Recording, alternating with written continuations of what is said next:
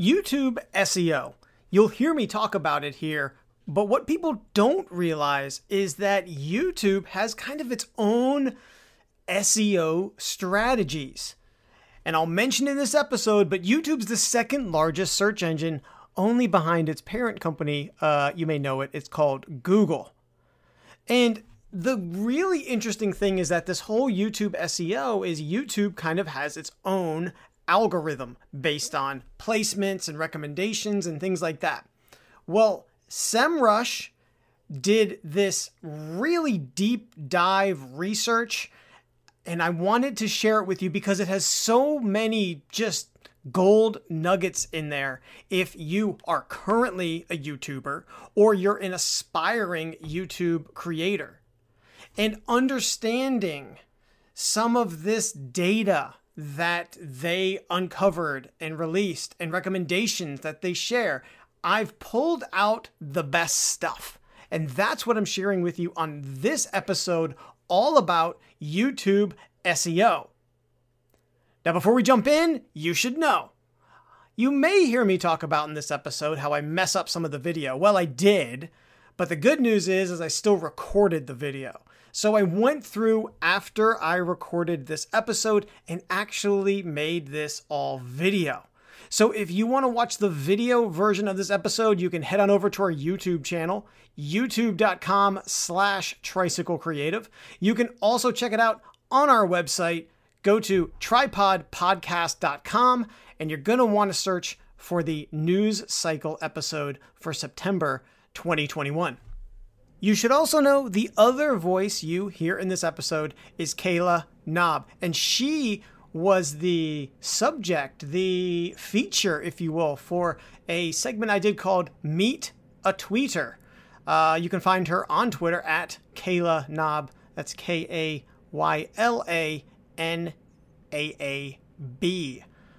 So she's here. She stuck around when I did that segment with her again in the news cycle 2021 for September episode. She stuck around and we talked about this YouTube SEO study. You're listening to Tripod, a podcast produced by Tricycle Creative to help safely navigate creative business owners through the worlds of digital marketing, strategic content creation, and business growth. Host Ross Erosion is a marketing consultant, content creator, and entrepreneur who brings you helpful tips, social media updates, inspiring interviews, and his own unique perspective on how to tell your story and grow your business. So if you're interested in being a better marketer, business owner, or creator, sit back, relax, and let's get pedaling. So this new YouTube SEO report came out, and it was like a combo study. So for those of you that don't know, YouTube is the second largest search engine behind only Google, which owns it. So, you know, it's like second, but with an asterisk. But it's the second largest search engine. And this particular YouTube SEO report was put together because YouTube videos themselves have this whole SEO component as far as being able to be discovered and found when you search on YouTube, and even by extension, when you search on Google, because the videos that are fed into Google search results are pretty much almost exclusively YouTube. There have been some discussions that they're going to test. They're always testing maybe bringing in Reels or Instagram short videos, but those relationships run so hot and cold. It's like, yeah, we're going to show Facebook, and then they get in a spat and they're like, yeah, screw you, and they throw it away. And so you never know. You can rely that they're going to be pulling in YouTube videos forever because it's their thing. It's their platform. It's Google's platform. So this was put together by Tubics and Semrush, a service. Actually, I interviewed a buddy of mine, Fernando, from Semrush. You can go back and listen in the archives, tripodpodcast.com. We talked all about Semrush and we talked SEO, but this was like a combo report they did together. And I'm going to pull out some interesting takeaways here. And the first one is this idea, or more so actually a strategy that they found from looking at number one results and things like that and what comes up high. And for those of you out there creating video, this is you need to kind of put both feet firmly to either go concise or go elaborate. So that's the first thing, is if you're going to do a video, you want to be super concise and make it short. And when I say short, let's say sub 5 minutes.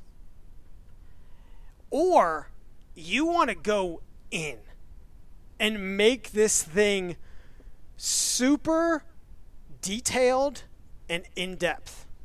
Now, for any of you who also check out Tricycle Creative videos, you know where I go.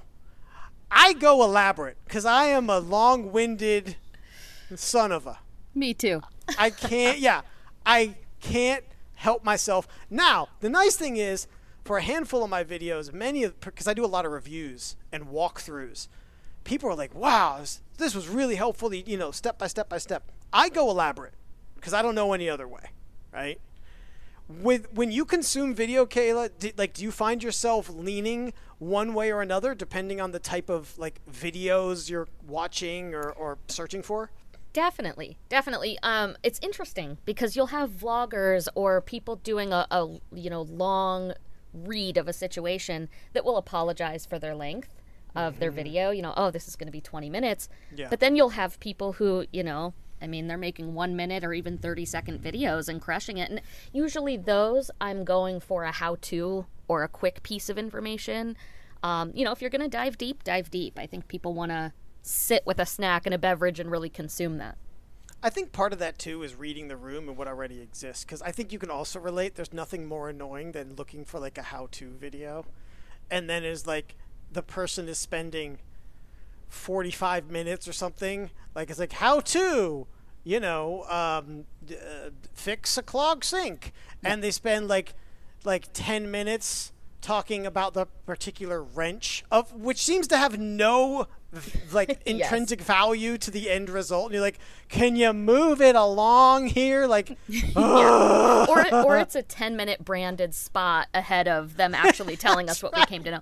Catch me scrolling ahead. And to be honest, worse. Yeah, I have seen it so many times where it almost seems like people are doing the opposite, really cutting their story short and then trying to have this brief content be stretched You're so out. right. Sometimes where you're like, I wish there was more here, and other times where you're like, for the love of God, please cut this down. Well, and so you're saying duration matters for rankability, though, too? It does, because duration matters, because one of the huge factors in SEO in YouTube SEO ranking is what's called watch time.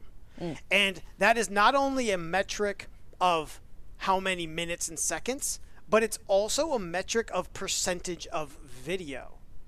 So that is really key, because even if your video, let's say, how to fix a kitchen sink, if your video is 5 minutes, but a giant bulk of your audience is watching the entirety of the 5 minutes versus a 20-minute video, and where they're people bouncing, and they're bouncing, then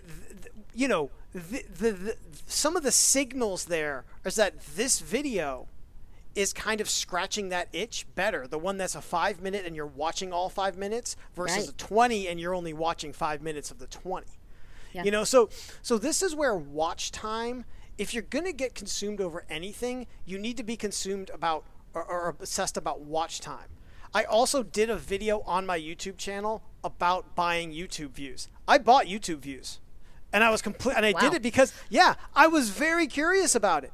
I wanted to know how it worked. Yeah. And so I did a whole video breakdown of whether or not you should buy YouTube views. You can check that out at youtube.com/Tricycle Creative and just search, buy YouTube views. You'll see a whole video breakdown. I went, shocker, I went deep. I went elaborate on it. I didn't go short. So you get a whole breakdown. Trust me. That seems appropriate. That's right. So the other thing when it comes to titling, 54% of all the analyzed videos come with an average of 8 words in their title. Oh, wow.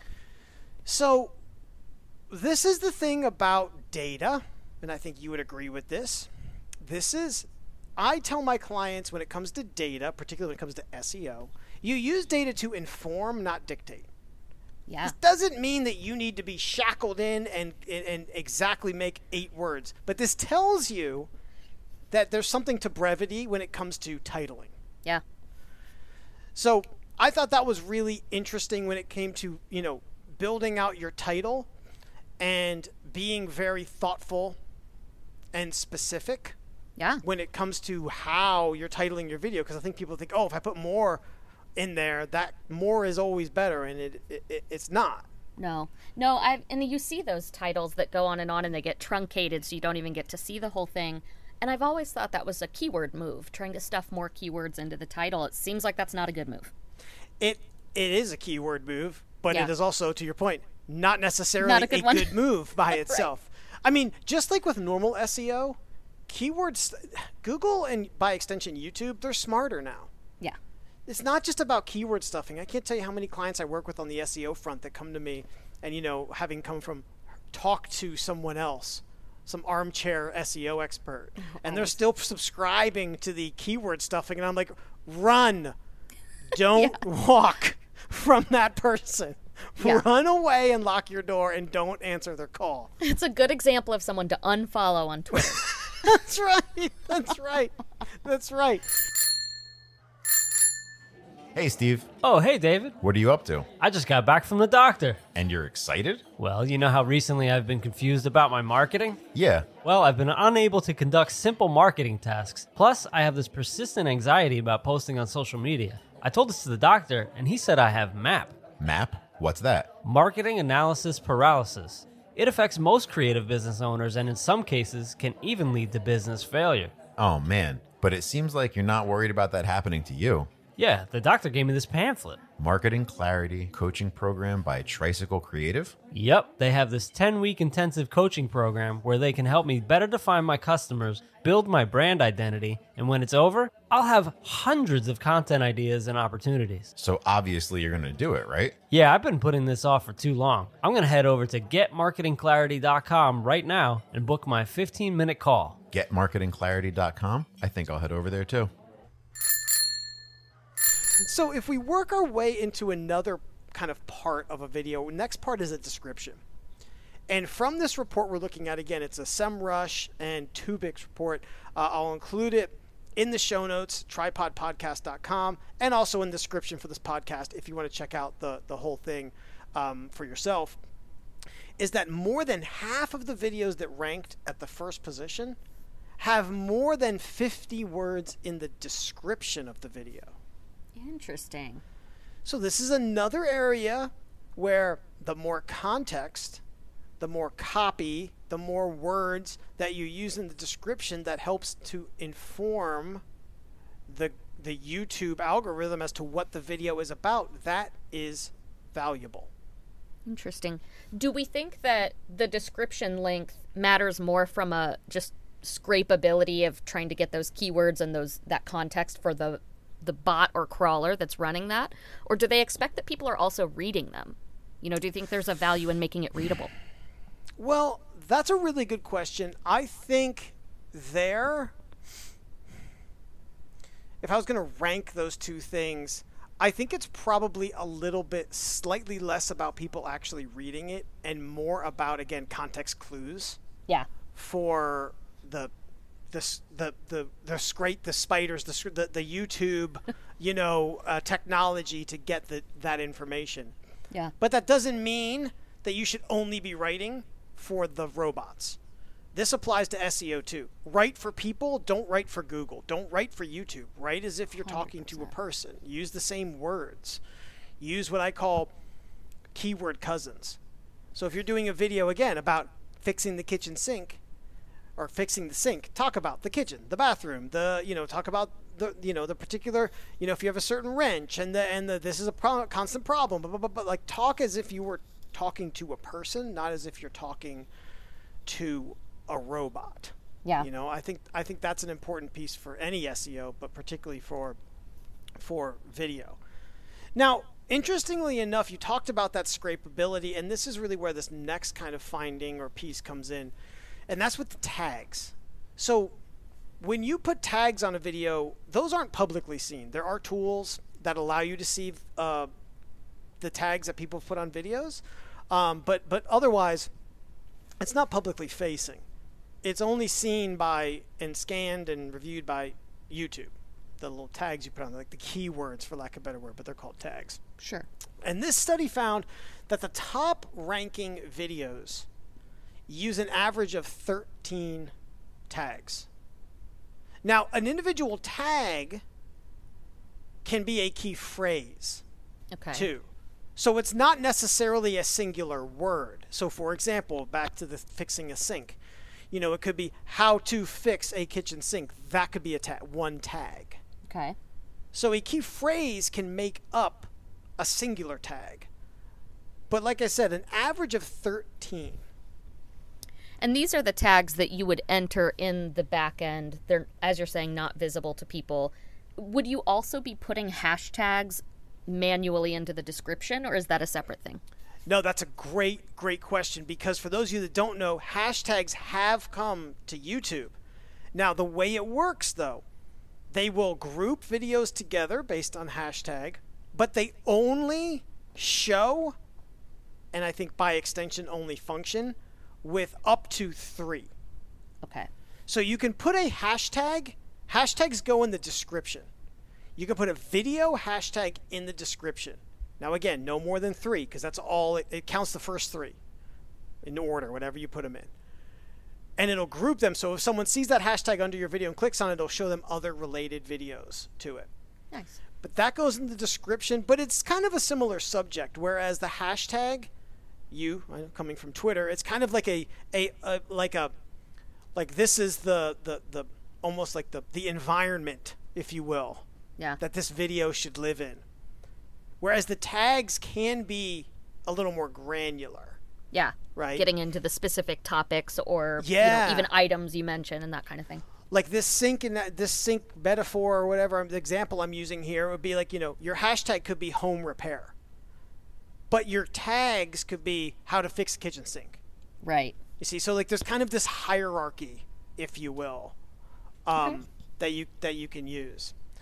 Now, the last thing that I did want to bring up is another relatively new feature to YouTube, and that is this timestamps, or otherwise known as chaptering. Have you seen this, Kayla? Yes. Have you seen this? Like, do you like it? Do you like the chaptering? I do, because I like a lot of long videos. And these are especially valuable. Kayla's my people. You see that? She loves long ass videos. Long videos. I love it because if I'm coming to, let's say, a big overview video about a big topic, it's 25 minutes long or 40 or an hour, I can find the specific chapters that I'm looking for on the little annotations. So you can actually scan across the time bar and it'll show you, this is the part where I'm talking about, this type of optimization versus that, and I can go and find it. I'm already somebody who listens to a lot of YouTube videos at double speed because I'm just needing to consume a lot in the day. So this feature is great. I haven't thought about it, though, from an optimization perspective, how it might help somebody posting on YouTube. Well, I want to ask you this, as again, I mean, I don't know, there's few people who aren't YouTube users who are probably listening to this, but when you use the chaptering, do you think that you find yourself actually watching more of a video or less of a video? Because this is a debate among the tubers. Less. Yeah. But is that a good thing? Is it a better experience for you? Yeah. That's right? I think this is a dichotomy, I think, in a lot of industries for a lot of reasons. What the company wants, or in this case, what the creator wants, which is to get as much, like you're saying, percentage of viewership as they can, versus what the consumer or viewer in this case wants, which is to have ultimate efficiency. Yeah. And that's always going to be a push-pull. I think that creators playing the long game will probably get more out of just going with what benefits their users or subscribers. But that's always the fight, right? The algorithm versus the actual value. So I don't have a set pro-con list going here, but let me also roll out for you some of the other pros of doing timestamps or chaptering. So for those of you that don't know, what you can do on a YouTube video is you can actually set up, and you could probably do a YouTube search. I think did a video on this myself, on how to do chaptering on YouTube videos. But you drop them into the description, and what it then does is automatically adds these like markers at the bottom of the video, right above the player with the little play button. And you can skip, and you can actually kind of move your mouse over it and see the certain sections, and then skip to the particular sections. Well, one side obviously believes, or there are people who like, well, someone's, like you just said, is going to watch less of my video because they're just going to skip ahead or skip to the part that they want. My argument to that would be, well, if you didn't, that person may not even get that information from you. Right. Like, that's my counter argument to that. Is like, would you rather them get value or bounce completely from your channel? Right. Right. The other thing is, when you do the chaptering, I've seen this, and you've probably seen this too, this is now being pulled into Google search. So if I search for something and a chapter inside of a video matches like a relevant answer to that query, it will bring up the video and it will show me the chaptering. Yep. And show me the exact point where to jump in. Yeah. And that to is me, huge. Yeah, to me, that is a pathway then to get people looking at all your other videos. And there may be other topics, they'll watch the whole thing. Yeah. One other, kind of interesting thing I'm thinking about, and maybe this is something you've thought about too, is if I'm looking at the chapters on a video, I can skip the sponsored sections. Yeah. Not talking about mid-roll ads, but actual sponsorship content within the video. I can just go, oh, HelloFresh. Yeah, I'll skip that whole section. I've heard it 1,000 times. Sorry, HelloFresh. Sorry. Don't. HelloFresh, official sponsor of this episode of Tripod. Aha, you couldn't skip it. Haha, gotcha. Well, and that's the thing, I have seen them all so many times that, I'm familiar with most of the sponsors on YouTube, I think, as much as the rest of us. And I can skip that content. That doesn't bode well. And I don't know if that's something that's measurable to YouTubers or not, but that doesn't bode well for sponsorships. That's true. Very true.